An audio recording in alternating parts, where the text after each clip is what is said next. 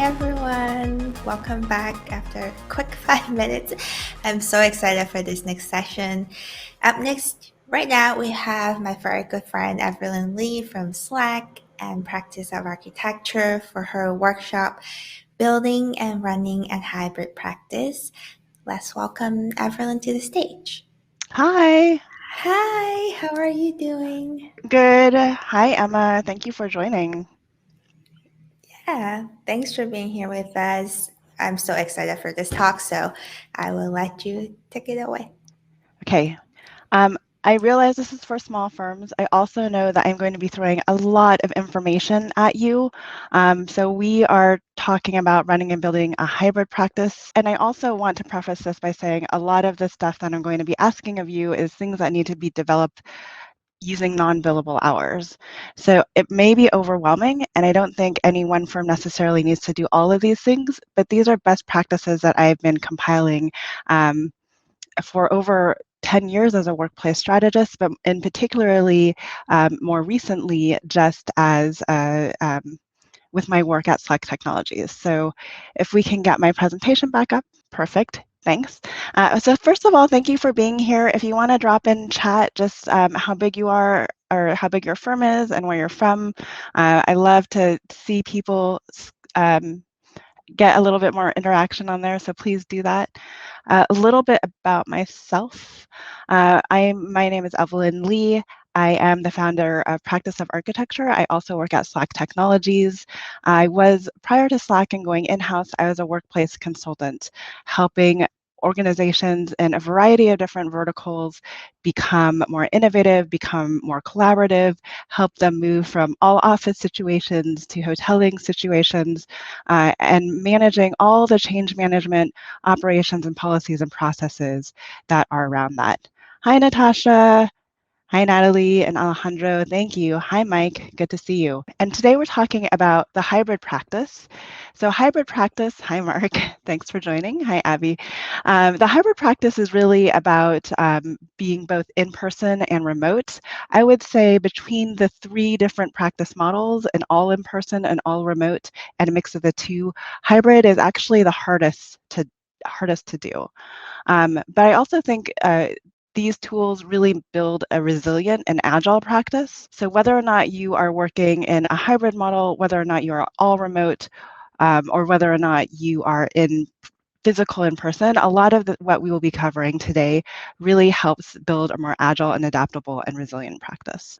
So one of the things that I want to emphasize is that if coming out of the pandemic, all your firm is talking about is how many days you're going to be in person in the office versus how many days you're going to allow people to work from home or work remotely, I feel like we're missing out of 95% of the conversation we need to be having around what does that mean to the changes in operations, processes, and policies that we have around people and how we work and how we do and execute work.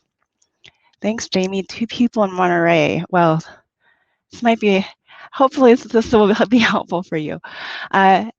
We cover at the Practice of Architecture, we've been deep diving into these 6 specific areas of running and building a successful hybrid practice.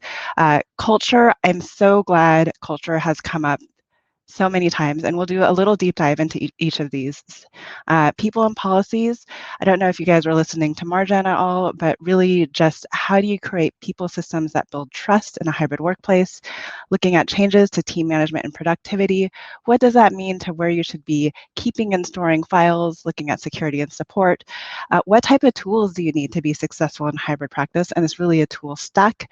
We'll talk a little bit about that, and then how to be a better hybrid employee. I'm going to breeze through these slides, and Joanne, you're going to have to keep me on time here. So I know this is a really short session, but culture. So I'm going to try to go through this a little bit faster because thankfully culture has been coming up so much. But here's a few statistics. So 70% of professionals in the US would not work for a company with an intolerable workplace culture. And this is what I feel architects tend to do. And I would love anyone to challenge me and tell me otherwise, but I feel like culture in most architecture firms, especially small and medium-sized firms, tend to develop organically.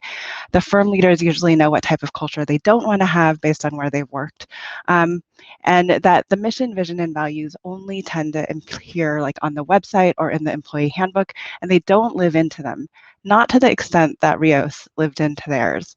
And then we make culture all about events. Like as soon as we talk about culture, we really talk about, how we are celebrating birthdays, but culture really needs to ultimately drive the business. Hey, Matt, 70 people in Los Angeles. Thanks, Mike, for that. I'm right on. So here's what I think we should be doing. What we really should be doing is creating a values-based culture. And then one that we live into, one that your employees were a part of really creating. And then actually, we need to talk about making necessary adjustments. So a lot of change has happened in the world. A lot of conversations have come up around equity, diversity, and inclusion. And a lot of firms have even made statements around those, but they haven't necessarily gone back and relooked at their values and decide, whether or not their values need to change and adapt. So a little bit about Culture 500. This is just a study when you're looking at the importance of culture. It's done in combination with Glassdoor and MIT Sloan, which is the business school there, and they've researched the cultures of over 500 of the largest companies in the United States. That's why it's called Culture 500. And they've consistently found year over year that corporate culture, and specifically, directly affects productivity, creativity, value, and growth. So in this time, one of the things that we really should be doing is going back and looking at culture. So here are some tactics to look at culture. So revisit your firm's why, your mission and vision, re-engage the entire firm in value development. Rios came up with this joy. So I work at Slack full-time. Craftsmanship and playfulness as two of our 6 values. Engage in an annual employee survey. So what I'm also finding is that a lot of what the leadership in firms understand culture to be is very different from what middle managers or even your individual contributors feel the culture is in the firm. So how do you understand the strata of everybody's touch points, and then include an ENPS. And by the way, I will be at the Practice of Architecture booth if you have any questions about any of this, but include an employee net promoter scores number in that survey with the goal of moving that number to the right or getting more people to be really excited about being at the firm. And then instead of having a culture committee that talks about events, really create a culture committee that talks about how do we bring everybody on the same page relative to culture. And then revisit often. So rinse, wash, and repeat. So this is just a survey that shows that if you don't kind of continually adapt your culture over time, that your culture will in fact lag. So people and policies. Oh, I'm having a little problem advancing today. Okay, so again, I don't think we missed anything. Let me see. So people and policies. So this is what we, again, I think we intend to do. So we inherit people processes rather than we create new ones. So I have been completely guilty of this. I switched firms. I literally borrowed a job description from an old firm, made some few tweaks, put in a few, put in a new firm name and reposted that. And then we create these systems where our lack in faith of the ability to get things done is really dependent upon our poor people systems. So for instance, I was in a social media channel and somebody was complaining that their new intern that they hired said that they couldn't do Rivet, or said they could do Rivet, but they couldn't do Rivet. And now they're stuck with this person that they need to train, and they really just needed somebody to jump in on productivity. If it's so important that a person needs to know Revit coming into the firm, then do a skills test as part of the hiring process. So then that from day one, they have all the skills that you need them to have to do the work they need to do immediately. So how do you build in these people processes to build trust, to allow for greater productivity, especially if you're working with a workforce that is both in person and remote. So here's an interesting statistics too. So 64, this was taken pre-pandemic in January of 2020. And here's a more scary statistic. And I think a lot of us are feeling this crunch right now. There's this notion of the great resignation that's happening. And individuals such as myself have actually left architecture for tech. So now we are competing with other industries for talent. So here's what we should do. So we need to build out a comprehensive people framework, one that supports intentionally every individual's career at your firm, and then use that people framework to build trust in your firm. And part of that is creating what I call a year-long onboarding process. So if you think about onboarding for a new employee, if I think about my experiences working at an architecture firm, my onboarding process, my orientation process is maybe at best 1 day, maybe a week of like meeting different people in the firm. But really, and tech firms do this a lot. They essentially create an entire syllabus of what you should expect and the skills you should know, and how they would like to see you progress over the course of the year. And by doing that, you actually are more likely to retain people in the long run. You'll also find that people that have a successful onboarding program have, at the end of their first year, that individual is 55% more productive than somebody that doesn't have a successful onboarding program. So here, when I talk about a people framework, it means kind of looking at the entire career journey of an employee. So redesign how you hire, build in those skill studies if you need to, make onboarding a one-year journey, support lifelong learning and development, even if that's teach, train the trainer, and teaching one another in the firm, develop that in. Another thing that needs greater transparency as we move to hybrid model is really looking at developing a 360-degree review process. And then establish career paths. And this can even happen at the smaller firms. Just make sure that you are having conversations outside of the annual review, talking about where people would like to grow and how your firm can support their growth. And then one of the things that I also want to throw in here is that 70% of candidates get turned off by someone else's bad experience. So I know we are probably receiving a lot of resumes or inquiries right now. Even if you could set up some type of automated response or just get used to sending a response, have a copy, cut and paste thing saying, thank you for reviewing our resume. We don't think you're going to be a good candidate for us at your firm this time. At this time, that can go a long way to for them saying, at least I heard back from this firm.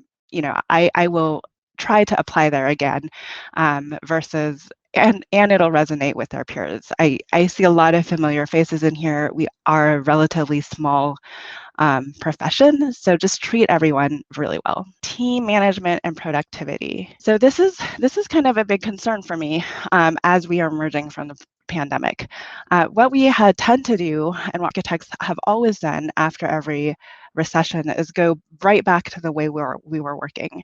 And again, I want to reiterate here, if the only conversations that we are having post-pandemic about how we are emerging and how we are working is really how many days a week that we're coming in, then we're missing the greater opportunity to really talk about how are we creating more flexible, more agile, more adaptable, more asynchronous work styles and project management styles or project management solutions in our firm to allow people to have more flexible work styles. So we really, historically, we don't take time for processes. And right now it's going to be really important for us to take time to re-examine our processes. So one of the things that we should do, even if you are hybrid, even if you're not totally remote, is if you are truly building in a flexible work schedule, unless that team is coming together intentionally in person all at the same time, which actually, if you think about it, will not happen unless it's an intentional meeting. The more flexibility you build in, the less likely you'll have people all in the same place at the same time. It really means that you actually have to act as if you're all entirely remote, even though you may be running a hybrid practice of both in office and virtually. So that means there's always a place for anyone to kind of catch up, no matter when they're tuning in on the project. So this is kind of what we need to do. So when you think about and this again goes to creating new ways of working, right? A new program for a building usually calls for some type of new design, a new paradigm of working, going to more flexible or remote, really needs to create new operations and processes and approaches to business and how you work and how you do projects. So again, going back to creating a digital headquarters, another thing that I'll talk about and I'll revisit at the end of the presentation is that it really needs to be a tech stack.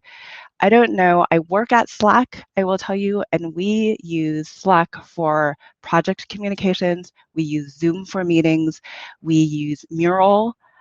Some architecture firms use Miro. I'm sorry that those names are so familiar. I wish one of them would change their names. But we use that as a collaborative kind of whiteboard situation. So know that when you create a digital headquarters, that you're probably going to need to be investing in a tech stack. And there's not going to be a one-size-fits-all solution. And you need to come up with operations and processes and policies about how everyone engages in that stack. Here are some other tips, and I have a lot more tips. Feel free to DM me, to email me, to find me over in my booth during coffee break. But here are some tips regarding team management. So defaulting to asynchronous work, understand what you actually need to do all together in one place, or what can you do, let people do on their schedule at their own time, as long as they meet deadlines. Only hold meetings that matter. I think all of us, thank you for joining us today at this conference, but a lot of us are overrun with Zoom meetings.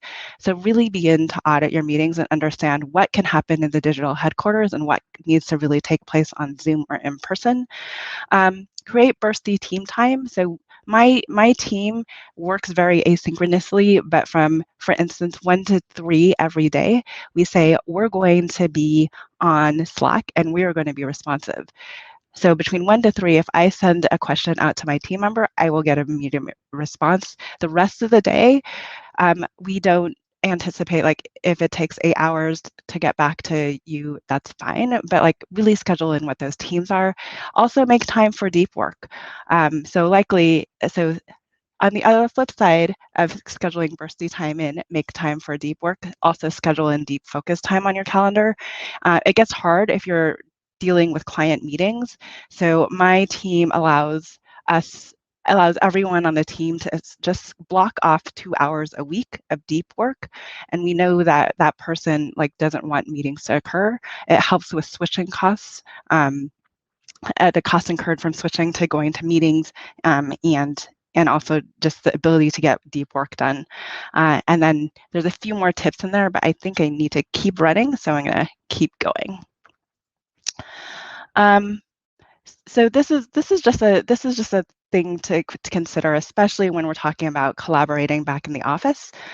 We are naturally bursty. We do not collaborate 100% of the time, all the time. So create meaningful times to bring people together. There is a study that was done by McKinsey with 3 groups of individuals, or 3 groups. And the first group, they all were all given the same problem set. The first group, they said, work independently and then come together when you at a few times, and see how long they progress. The second group, they were told to sit in the same room and collaborate all together. And the third group was told to be meaningful about working independently and coming together. So the first group, they found that they had really innovative ideas, but because they didn't come together enough, they didn't move forward on any of those innovative ideas. The second group had a lot less innovation because they were collaborating together all the time, but they progressed the less innovative idea further. And the third group had a nice mixture of the 3. They had innovative ideas that they were able to progress because they came together at meaningful moments throughout the exercise. Yes, Matt, Miro and Mural. So very similar in name, but both great collaboration tools. So security and support, what we tend to do is, and I found this to be true of both small and medium-sized firms, is that we create these physical networks housed in offices, and we underinvest in technology. So what I recommend is first of all, is to move everything to the cloud. And if you are worried about security, I would just say that anytime that you go to your bank site and enter a password to get your bank account information, your financial history is probably all on the cloud anyways. And if you've ever been to the doctor's office and they are entering your medical record into a computer, it's most likely not even on a physical server on site. It's mostly already in the cloud. So any notions of your firm having IP data that is so specific and special and that you need to hold close and you can't put it onto the cloud, just remember that all of your personal information is probably all on the cloud. And companies like Salesforce and Slack, we run all of our servers on the cloud as well. So here are 7 benefits of switching from on-prem to the cloud. I would also like to say that even though companies like Dropbox are, a bigger target for cyber attacks than your local firm, they also have top-end security analysts and specialists on their teams that no architecture firm that I know of could afford to hire. So there is kind of that balance, and being on the cloud has become a lot more secure in the past few years. There's other things that little firms can adopt. So if I think a lot of you have Gmail, or you probably have experienced 2FA or two-factor authentication. Another thing that firms can look to adopt, especially with a more remote workforce, is single sign-on software, especially if you have a lot of, like if you're using Revit cloud and you have multiple instances where people are logging on to a software. This puts the control of those licenses and the software back into that firm owner's hands. So if for any reason you need to revoke all of your licenses to a single user, it's very easy to do. So here are some of the things that you might want to look at enabling, including enterprise password management. And then tools. So we talked a little bit at tools at the top of the show, or the top of this very quick half hour. So this is what I think architecture firms tend to do, right? We create these workarounds. I worked at one firm where we liked to do this rendering a certain way, but we had to take it through like 3 different software processes to get it there. And that means every time we brought in a new person to get out the same rendering, we had to teach them the very tedious ways of bringing it through 3 softwares. Three different software. It also meant that we had to maintain the licenses for those 3 different softwares.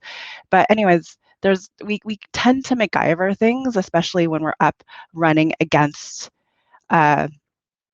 especially when we're up running against a deadline, and then we never go back and realize and reevaluate if there was a better way to do it. So this is what we tend to do with tools. And in tech, they call it, there's a term for it. It's literally called technical debt. And it's kind of these built-in processes that you've MacGyvered together that you just continue to run, even though it's not the most efficient, but you're actually losing productivity because you haven't taken the time to relook at that process. So when it comes to looking and understanding at what tools do, make sure that you understand their full use. So, like I said, Slack has a video conferencing feature, but we actually use Zoom for video conferencing because it's a better feature it's a better user experience for other people that we work with outside the company. And that's another thing. If you invite any clients to use your tool set, make sure that you understand what the client viewport is on their side. So it's very different if a client has downloaded the application to their software sometimes, rather than going through like a Chrome browser. So understand the client experience too, especially when you are engaging in more tools. And then kind of similar to everything else, make sure that you are constantly looking at your tool set. And the digital headquarters, as we progress, is always going to be a stack of tools. I'm sorry, I don't know any architecture firm that can run on one size fits all. and I don't, monograph is never going to be a Zoom, for instance. So it's always going to be a tool stack. And then the other thing is make sure that everybody uses the correct tools. So here's the create an evaluation strategy around tools. Make sure that you are automating where you can, and make sure that everyone from your most junior staff to the firm partner is engaging on the tools. So the final thing that I want to talk to is about being a good hybrid employee. One of the things that I want to stress around remote work is that at least for tech, this is true of technology companies, and I think it's true of knowledge workers in general, that a lot of people have found coming into work more comfortable from a remote work situation. This is true of people of colors. So if you look at, what you're asking of when you're asking your people to come back from remote work, also understand from a mental health and wellness space what you're committing to your people, or asking of your people. And then these are just some general tactics for a hybrid employee. So optimize your physical, these are pretty, I'm not going to read it because you guys are all capable of reading it.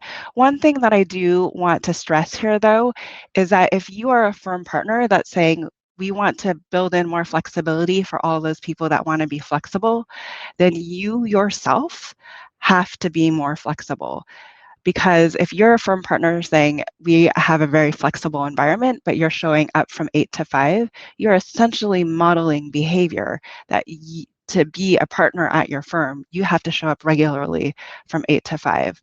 So any policies, processes, and operations that you put into place really needs to be adopted by the entire firm. And that includes a move to a digital headquarters, including Teams or Slack or Google or whatever platform you use. I've been talking to a lot of middle managers that are like, if I'm on a project with this principal, I have to text them because they're really responsive with text. This partner, they don't like to be they don't like things popping up on their phone, so they want me to email. This partner is really engaged in trying new tools, so so I can jump on Teams with them and have a conversation. It doesn't work. Your knowledge is going to be, your knowledge of any one project is going to be spread on all of those different platforms. So really make sure that anything that you commit to, you commit to holistically as a firm. Sorry, going backwards. So really, this is about your people are your greatest assets, that it is important, even though it's non-billable hours, and I'm so sorry, but it's important that we review our operations processes and policies, because ultimately it builds in greater productivity in the end. And you can't do it once and leave it. This is really about how do we continuously improve over time. And then also, how do we build trust and intentionality when it comes to running our firms and being more agile in the future. So this is kind of just a reminder. We are licensed to protect the health, safety, and welfare of the public. That goes for the individuals in our offices as well. And I think that's it. And then a hybrid practice is a resilient practice. So Janine has been wonderful. She's my co-host on the podcast Practice Disrupted. Come and visit us over during the water cooler chats after this, and I can take any questions too, Joanne. Thanks. That was great. I have a question. A few questions here. There's a question. Are there any statistics on productivity of hybrid versus traditional firms? So I wouldn't say there's directly statistics. I would say that a lot of knowledge organizations with knowledge workers out there have found that there has been greater productivity through the pandemic, right? And a lot of it is because we've converted all of that time commuting into the office to working, which also could, and Joanne has a video about this, could potentially lead to burnout. So really, when we're talking about how do we work going forward, it's about creating greater intentionality with how we work with one another. but overarching, I would say a lot of the tech firms have found, and Slack being one of them, has found greater productivity working in a hybrid environment or even working entirely remote than they did having everyone come in all at once. And that there are organizations out there that have built entirely remote cultures, because culture is not purely about events, but it's about how your employees interact with one another. It's about how you identify projects you pursue and how you identify the clients you pursue. So I guess the statistics that are out there are what has been proven through the pandemic, that firms can be more productive, but there's not been an exact study on that. Yeah, I also think that because architecture firms are so kind of late to the game when it comes to hybrid or remote work, that there might not be a lot of statistic on that front yet. Right. But there are a lot of studies out there that show, for instance, a lot of architecture firms are like really interested in the natural collisions that happen, but there are studies that show that no more innovation comes out of those natural collisions, because how many how many truly innovative ideas come out of those coffee talks, versus if you actually created this culture of innovation and said, we are going to come together to solve a problem intentionally, and kind of do that on a regular basis, like one lunch a month, then you can still drive innovation in a more intentional way than having it happen, or like how we hope it happens organically, but how it really doesn't happen organically. Yeah, I was actually thinking about it yesterday. I don't know. I think about flexibility and remote work a lot, and is flexibility is basically intentionality, like you said, is being intentional on what you're working on at each hour and figuring out how to put your team together. But we have a few more questions. Rob here asks, what's balance between generic and specific ready-made tools, augmenting of those tools, or creating bespoke tools in relation to firms' activities or organization culture? I think he's saying like the difference between using ready-made tools out there or your firm making your own tools. Yeah, I would. Okay, if that's truly what he was asking, because we are making an assumption here. You can come and ask your question again over in the booth live if I'm misinterpreting it. Is that, so I would say, architecture firms are always complaining about the lack of time that they don't have, right? So, and tech is moving super quickly right now. So to whatever extent you can adopt things out of the box and you don't kind of make it as bespoke, that means that you'll get to be a part of those regular updates that any platform develops, versus if you are developing it in-house on your own, anything that you develop, you have to update yourself. So that, I guess I think you just have to understand the time commitment around that, and if you have the ability to truly do that in-house. Yeah, and it's like at that point you've just become a software company, like Monograph is doing. Yes, And absolutely. I don't think that's what we are in business for as architects anyway. Jordana asked, does the hybrid work model equate to shorter work weeks? I think it can.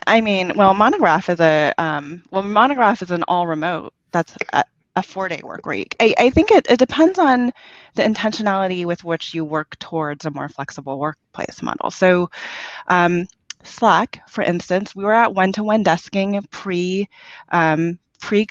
We only had a 5% remote workforce. I would say 25% of our workforce has probably opted into going remote. We are considering the rest of our workforce digital first. We are integrating our offices with Salesforce, and keeping some of our offices.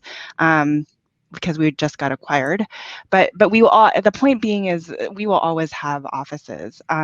We expect that our offices, and this is true pre-pandemic, will be most busy between Tuesday and Thursday.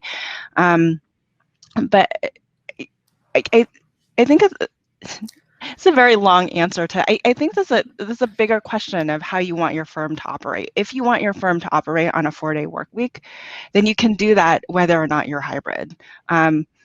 I would say being hybrid, being agile, being on the cloud, having a digital HQ, and I know Monograph uses Slack a lot as one of their tools, that enables you to have greater flexibility around enabling the 4-day work week by having those tools in place. But one does not necessarily mean the other, if that makes sense. Yeah, I would say the 4-day work week we have for 4-day work week in Monaco is more a culture thing. I don't think it has to relate to remote work or hybrid work. Is your decision as an office, as a culture. Do you want to give your employee these option to have a shorter week? And I saw this tweet the other day about if you do go fully remote or have a smaller office as your hybrid work mode, you can save on rent and save on all this cost and give it back to your employees. Maybe they can take a few hours off a week. Maybe they can have a shorter Fridays. If people are It's on the all like licensure path, maybe you give them right. time during the workday to study for their AREs. I mean, there's a lot of different ways you could use those extra hours in a day. Definitely.